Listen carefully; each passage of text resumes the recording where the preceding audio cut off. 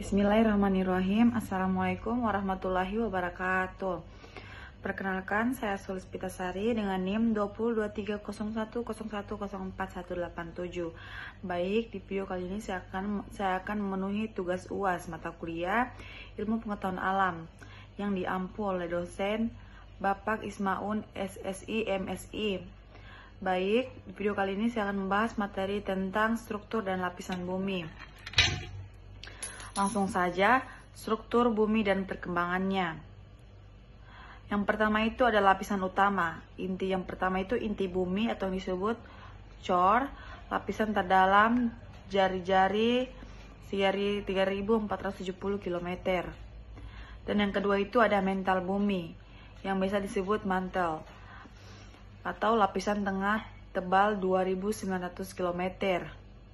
Dan yang ketiga itu kerak bumi atau yang bisa disebut cross, lapisan terluar tebal 5-70 km. Yang pertama itu kerak bumi. Kerak bumi terbagi beberapa bagian. Yang pertama itu lapisan terluar dan paling tipis, terdiri dari batuan padat, terbagi menjadi yang pertama itu kerak benua dan kerak samudra.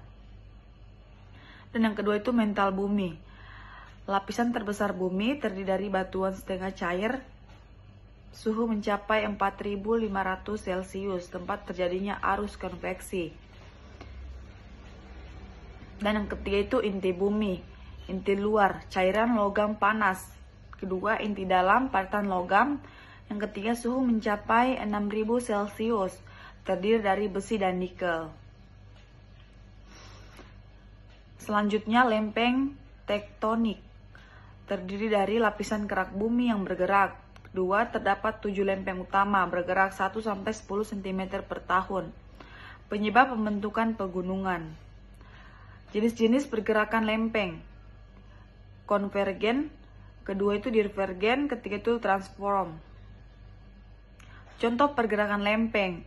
Lempeng Indonesia sampai Australia menuju ke bawah lempeng Eurasia menyebabkan gempa bumi dan terbentuknya pegunungan serta gunung api. Itu disebut konvergen.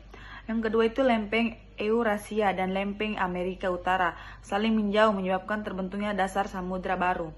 Itu yang disebut divergen.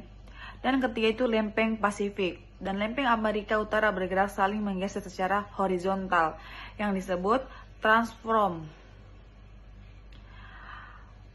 Selanjutnya gempa bumi, getaran di permukaan bumi. Penyebab utama gempa bumi adalah pergerakan lempeng, aktivitas gunung berapi, runtuhan batuan diukur dengan skala Richter.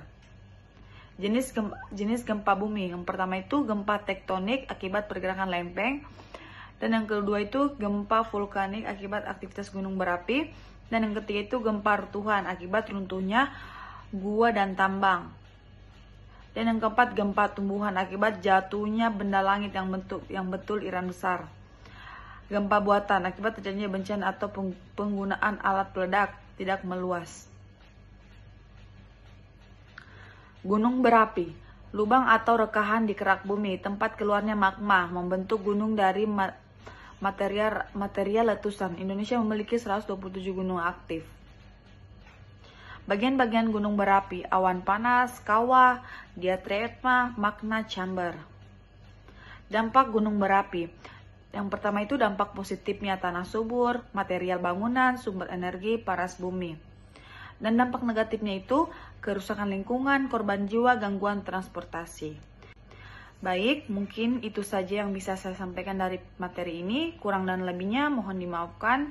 Wabillahi taufiq wal hidayah. Wassalamualaikum warahmatullahi wabarakatuh.